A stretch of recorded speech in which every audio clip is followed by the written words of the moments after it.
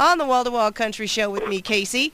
And as promised, in a tradition here on the Wall to Wall Country Show, we keep artists coming back time after time after time, every single week. And this week we're very honored to have on board a gentleman kind of been in the industry for a little bit, kind of doing some changing things up, but looking forward to chatting with him and listening to some of his music, especially some of the new stuff. We're going to tell you all about his new album and get to know this guy a little bit. Everybody, please welcome to the show, Mr. Kyle Park. Hey, Kyle, how are you today? I'm great, Casey. Thanks for having me. I appreciate you. Good to be talking to you. Nice, nice. And now let's just make clear, you are actually calling, is it actually Austin, Texas, or somewhere else in Texas? I'm in Austin, Texas. I mean, I'm 5 miles from downtown, but I'm considered South Austin. And I'm born and raised here. I lived in North Austin until I went to college, and I went to college just south of Austin, probably 30 miles. So I really haven't went far as far as where I've lived in my life. Right, right. So Except the road, of course. Yeah. Well, yeah, traveling around a little bit. Born and raised a Texas boy.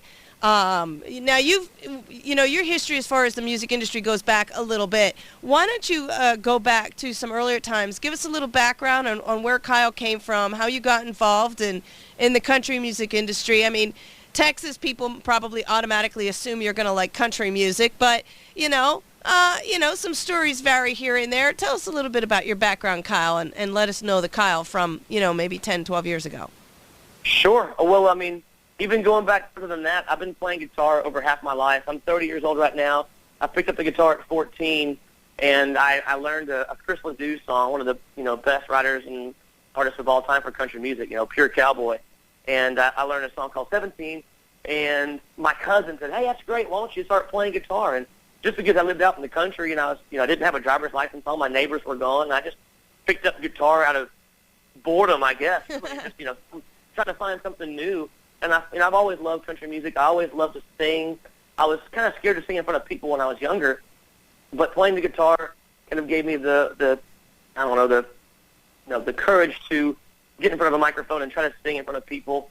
And when they didn't boo, that was the coolest thing ever. So I just kind of kept with it. And I recall meeting Johnny Lee when I was 16 years old at a dance hall. I was a DJ at a dance hall when I was 16 years old. Nice. Because I knew the owner and I had the most CDs that he knew. So, he hired me. You got paid $50 a night, and I got to meet all the bands. And I met Johnny Lee, the Urban Cowboy, and he asked me if I wrote songs. I said, "No, I've tried. It's just hard." And he said, "Well, writing songs is like working out. The more you do it, the stronger you get." And I remember that, like, just distinctively, here 14 years later. And I started writing song after song until, I thought I had a couple that were good enough to sing in front of people. And from then on, I made a record, and I made an EP when I was 17 years old, my first record when I was 19. Right. And now I'm on my 5th record right now. Right. 7 years. And now, playing about 150 shows a year for the past 9 years. Now, you're performing mostly in Texas, but you do venture out a little bit to, like, the Oklahoma, the Colorado area every once in a while. You are breaking out of the Texas area once in a while with your shows? Yes, we play in about, a dozen or more states. We do all the Midwest up to Nebraska. We've played in Montana before, in Colorado, Arizona, New Mexico. We frequent those a lot. Okay. And played the East Coast a few times. Okay. As in, like, southern East Coast? Yeah, Georgia, Carolinas, yeah. Well, you need to head a little bit more north, dude. I know. That's definitely the goal. I mean, my goal is not just to stay in Texas forever, although Texas is so big and so great for us that they support our music so much. It's not a bad thing if I was forced to be here forever, but the idea is to definitely branch out and let the world hear my music. Right. Now, even though you've doing performing and you've had some earlier albums, like you were saying, dating back, your first one was in 2005, and then 10, and then 11.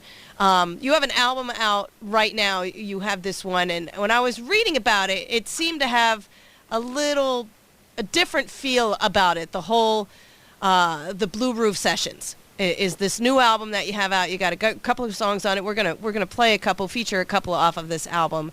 But why don't you tell us a little bit about it? Because I found the story behind the whole idea of the Blue Roof Sessions interesting, why it's called that, and your spin on the songs that you're doing on this album.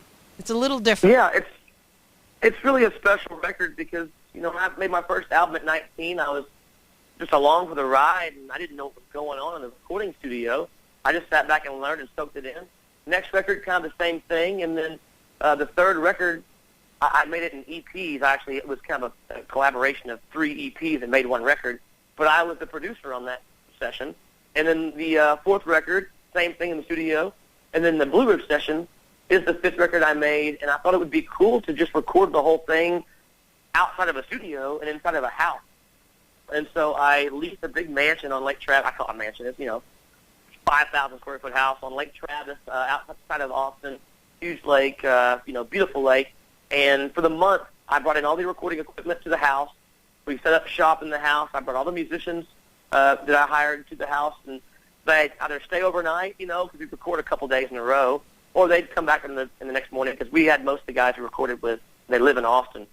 And it was just a really organic, experimental process because I wasn't even sure how it would turn out and how it would sound. And not to mention the recording process, but the songs we chose, some of the songs we chose to record were unfinished lyrically.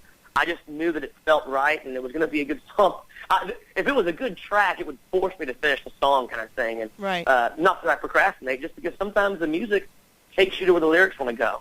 And I thought it was cool. We recorded songs I'd written 10 years ago, too. It wasn't like we written 10 years ago. Right. We also recorded songs that I'd written that week in the house with other writers. Mm-hmm. So we recorded, 20 songs, and I knew going in that we might keep 5 or 10 or all 20, and I ended up keeping 12 that really fit the record the best, which when you hear the record, it's pretty rocking for country music. For my liking in country music, compared to Play With Your Poodle, this is pretty rocking, So... Yeah, I don't understand that song, but we digress. I think I do, unfortunately. Yeah, you need to watch out. Yeah. Oh, wow, that's an old song too. It's kind of interesting. Yeah. But anyway, a little derail there.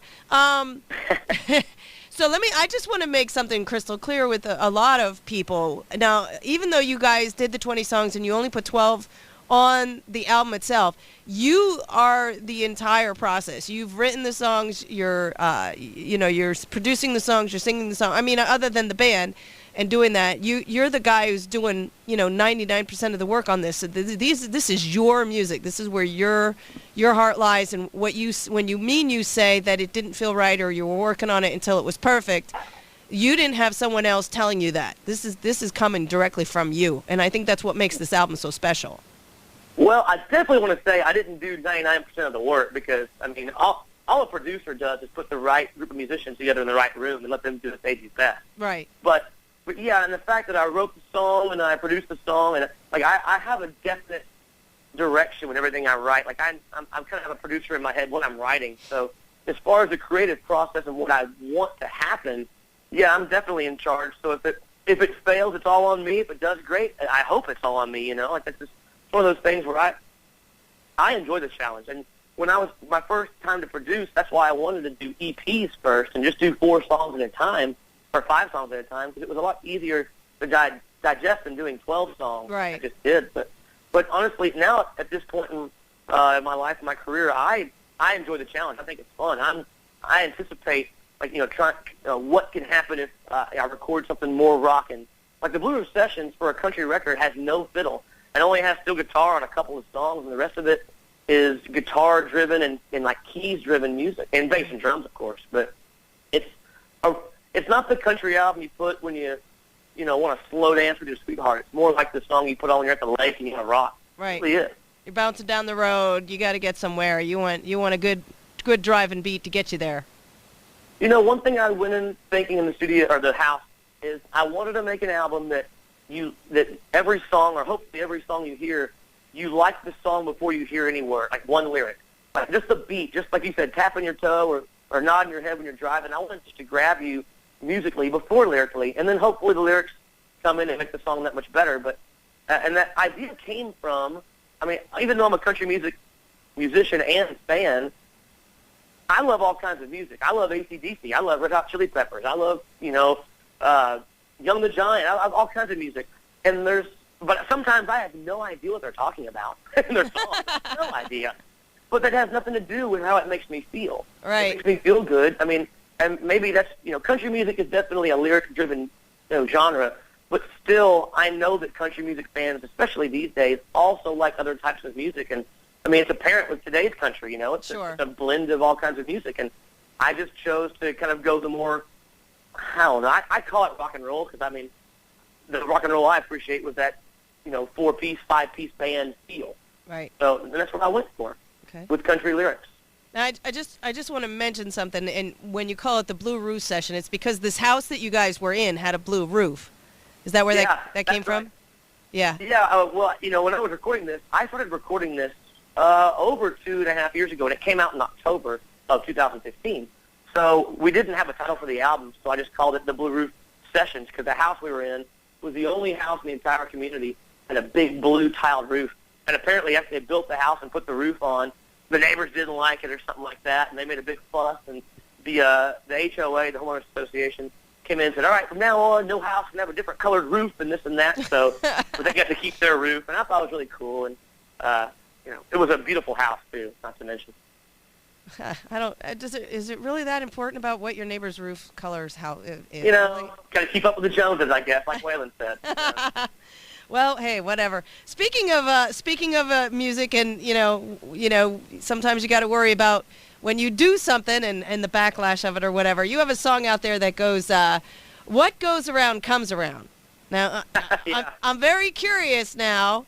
We're going to feature that song in a minute, but I want to know the background of that song. Tell us a little bit about that because you've kind of twisted the words a little bit on that saying, and I'm dying to know where that comes from, Kyle. Give us the info. The only reason why we said what goes around comes around instead of what comes around goes around is just because it sings better, in my opinion. It sounds better when I sing it.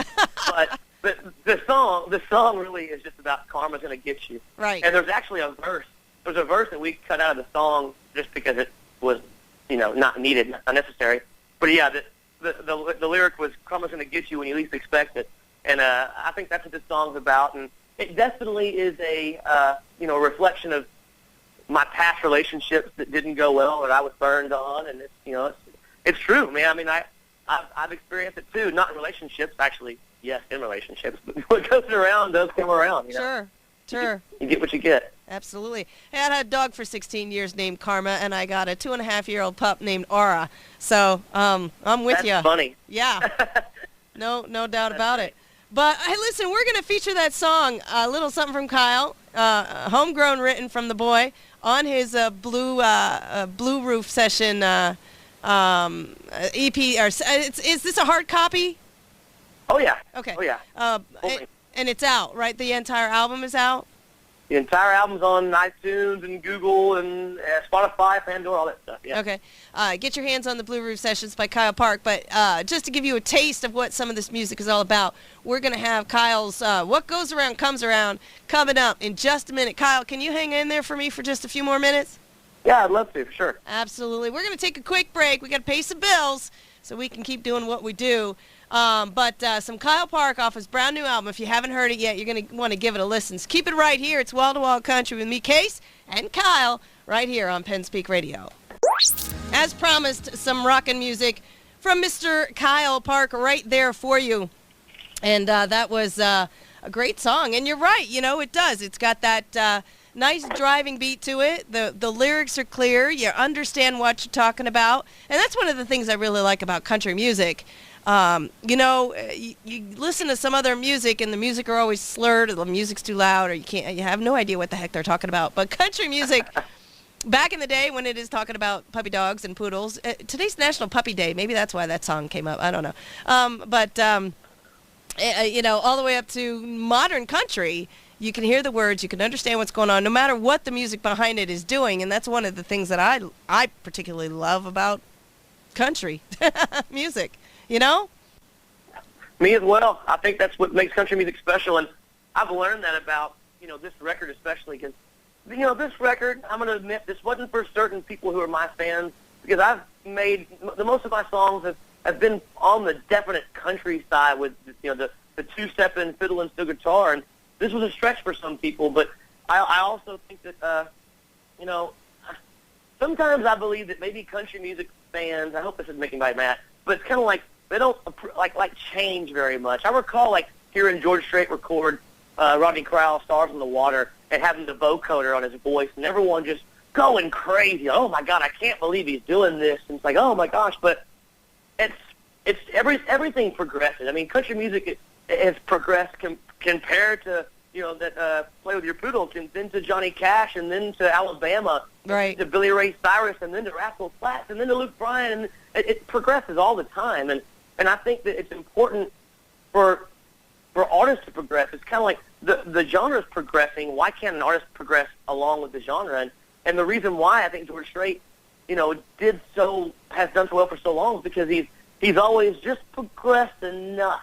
You know, right. He's always stayed true to country, but he's still like, I mean, you take Stars in the Water versus, you know, Amarillo by Morning, it's a completely different George. Yeah. It really is, but it's still him because he's the king, of course. But, right.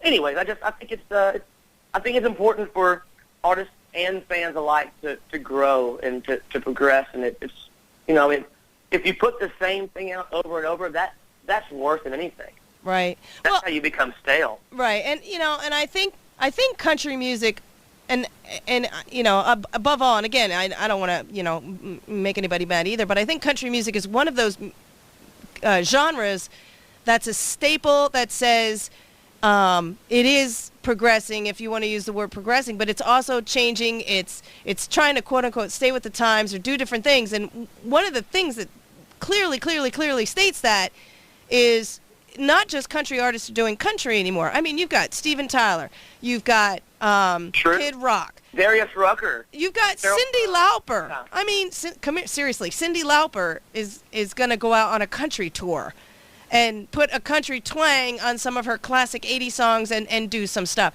I mean, so I think, you know, the listening audience has to be just like the genre itself, open and take it for what it is. Listen to it, open your mind, open your heart, open your eyes to whatever's going to come the way. And, you know, if you don't like it, that's fine. But, you know, it's definitely moving and shaking and changing and adopting and accepting other artists that definitely were not country, you know, 10 years ago.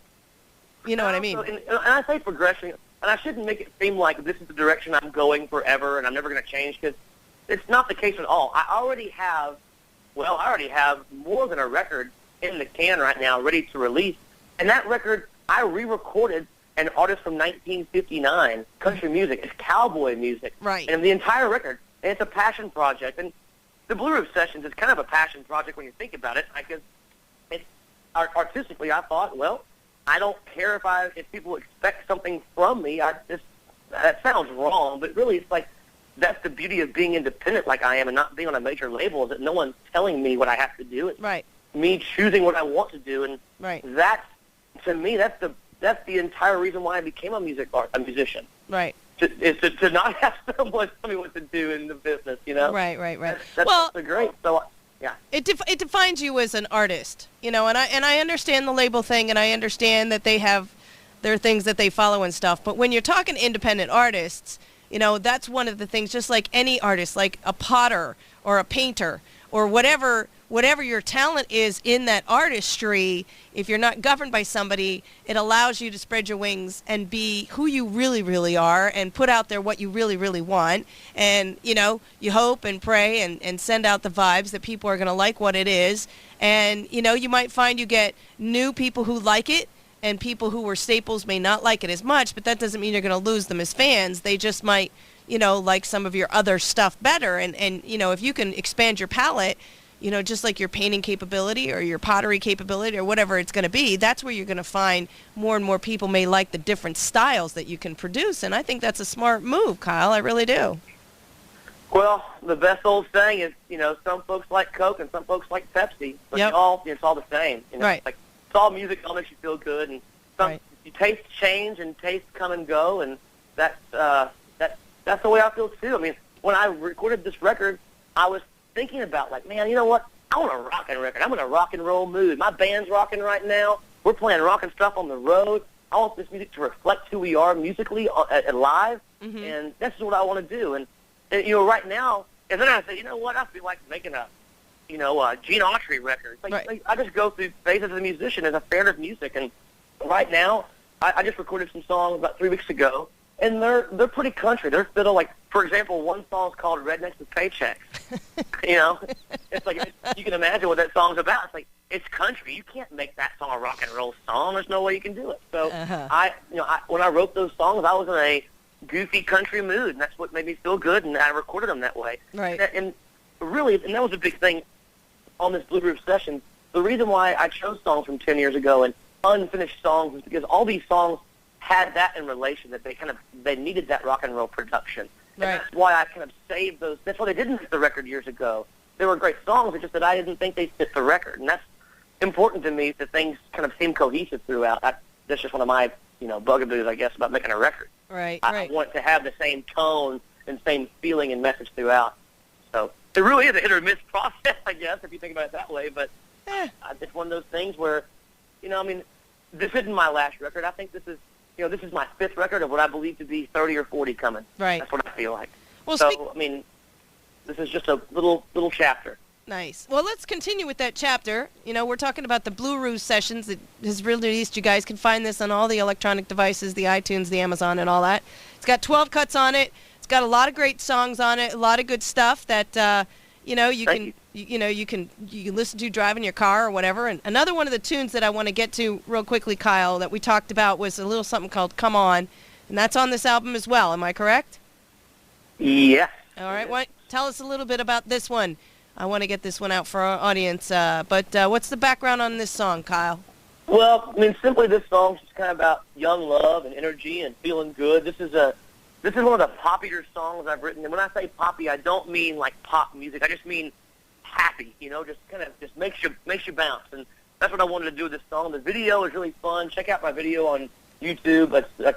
It's a great guy and a girl, and the dog is the actual star of the show. It's funny. Back to the dogs again. Yeah, back to dogs again. You'll see. But it's just a fun song. I had a great time writing it, and I love playing it live. Okay. Well, this is something that you can catch off the Blue Roof Session album from Kyle Park. We've got that coming up right after the bottom of the idea. You can hang in there for a few more minutes, Kyle. Sure. Awesome. Kyle, we'll be back with more, with something that's a little bit closer to his heart. We're going to talk a little bit about something that tugs at the old heartstrings in just a moment. But going to hit the bottom of the RID, more music from the Blue Roof Sessions by Mr. Kyle Park, a little something called Come On. Going to crank it up one more time right here with Kyle Park and me, Casey, on Wall to Wall Country. Love, Drunk, and Tipsy. 3 fun things put together. I like it. I like it a lot. And that's a good one, man.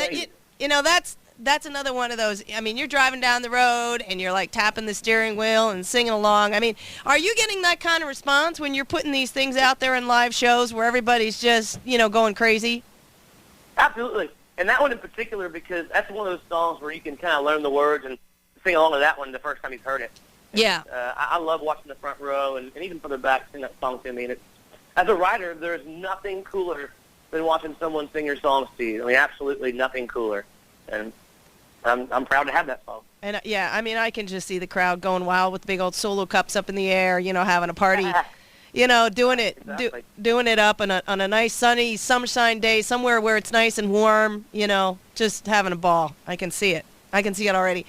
Kyle, you've got some fun things going on. You're a very busy man, been writing a lot of music, producing stuff. You just got done telling us you got some more music in the can. You're going to be getting out there.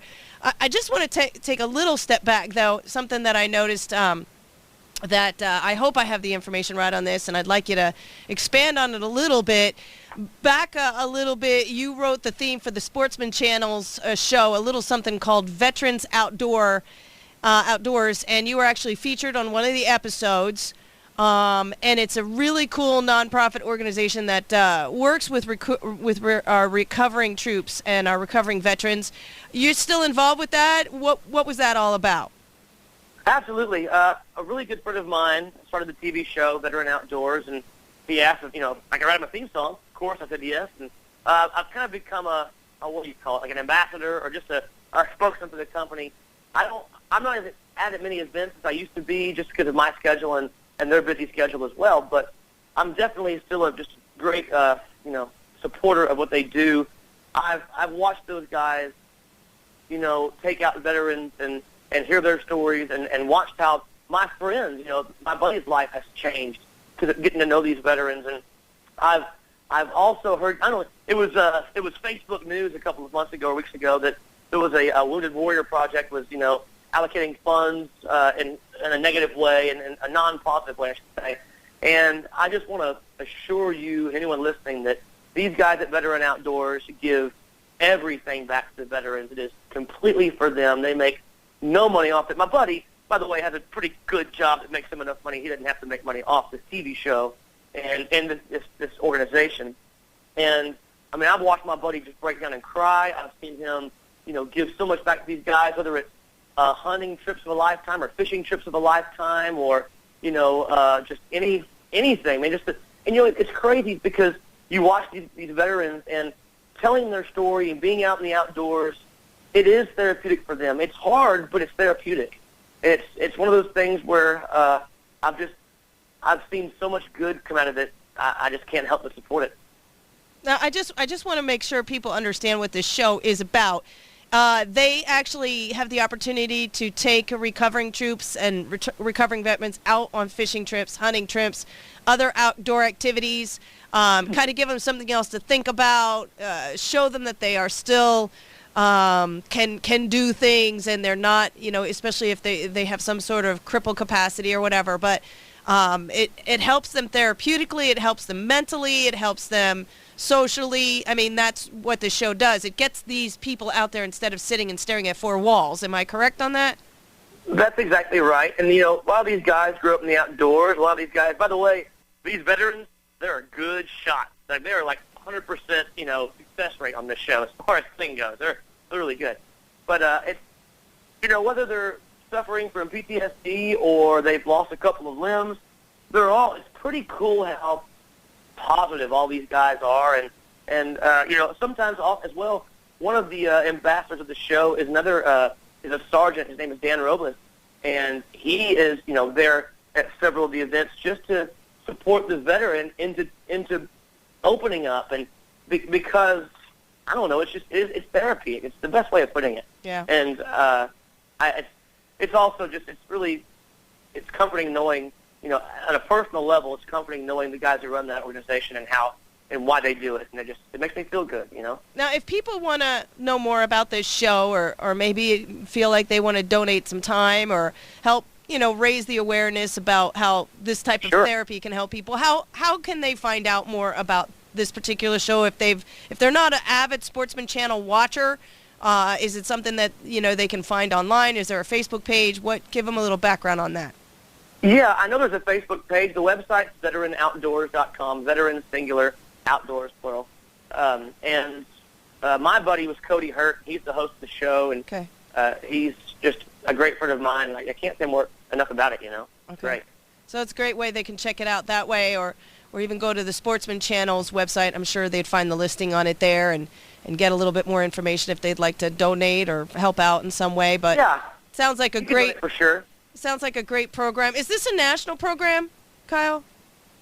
No, I mean, they go across the nation on hunting and fishing trips, absolutely. Okay. And I'm sure they have donors and people supporting it outside of just Texas, but they're based out of Texas. Okay. But that's not to say that they could find other avenues and people all over the place who might want to help out. So trying to get the word out there. They've been over to Asia to hunt certain animals. They've been, you know, to Canada and Alaska. And I guess Alaska still. Yeah. Still. Nice. So I appreciate all your time. Real quick, I want to round up some things here, Kyle. You've got this new album out, 12 tune for Kyle Park, the Blue Roof Sessions. Lots of great music out there. They can find it. Can they find you on the Facebook, the Twitter, the Instagrams? Are you a fan of the social media? Yeah, all of it. I'm on Snapchat and Instagram and Twitter, all that stuff. Facebook as well. I blow it up. I'm all over it. Okay, good. I think I actually liked you and mentioned you this morning, or put something on your page or something. But reminding people about the interview today. But So, are you the guy who does the answering if people are like, "Hey, I like this song," or "This song meant that to me," or whatever? Are you the guy who responds 9 out of 10 times? I'm the guy. I'm not sure if it's 9 out of 10 times because I don't get to read all of it. I say I'm all over it. I'm not like on my phone at all times tweeting and this and that. But when I do, it's me. When you see it, it's me. Okay. Same thing for Snapchat. My Snapchat account is titled "On the Road with KP." Okay. It's usually the stuff I Snapchat, from the road. And Uh-huh. my Instagram's Kyle Park. My Twitter's Kyle_Park. But my website's myname.com as well, and you can just find all that stuff there too. All right, that's awesome. Good to know. We're going to close out the show with one more of Kyle's songs at the end of the Wall-to-Wall Country Show. Just a quick reminder that you can find out more information about Kyle, read up on him, find all those links to his website, his Facebook page, his Twitter page on my Wall-to-Wall Country Show page at pennspeakradio.com. Just search that and you'll be able to find info about Kyle. But the show, Kyle, gets recorded today and plays back on Sunday with an 8 a.m. start time, Eastern time here. So Eastern people can tune in to pennspeakradio.com on their smartphones or on the internet, however they want to do it. And I'd like to close out the show with one more tune of my artist, just to kind of remind everybody about that. And the song that you mentioned off the album that you would like us to feature is a little something called Never Slow Down, which sounds like you. It sounds like it's about you. Did you write the song about yourself? I want to know about this one. No, you nailed it. That really is what it's about. This song is about my career as a musician. I'll never slow down, but I'll never catch up. And what I'm saying is, imagine that the top of the list is George Strait or Taylor Swift or whoever we're going to put up there, like that's the top. And everyone's reaching to the top, But the thing is once Taylor Swift, surpasses, however you want to see it, George Strait, well, then there's a new top, and everyone's going for that.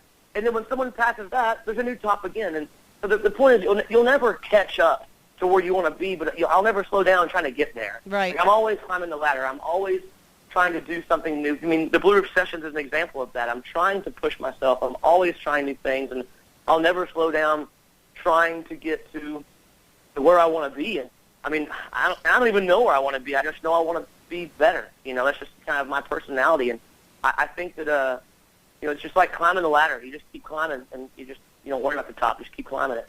Well, that sounds like That's fine. what the song's about. Fine words of advice, no matter how people can apply those words and that song to their personal life, Exactly. And I think that's a good thing. And that's a great way to end the show. We'll be doing that in just a little while, Kyle, after I let you go. But, hey, listen, I want to thank you for hanging out with the show today. You've been awesome. I mean, I love talking to artists. You're very enthusiastic and energetic. I wish you the best with the Blue Roof Session and any new more music you get out there with your videos. You got a store online. You got a newsletter. You got the tour. You guys need to check this guy out at kylepark.com.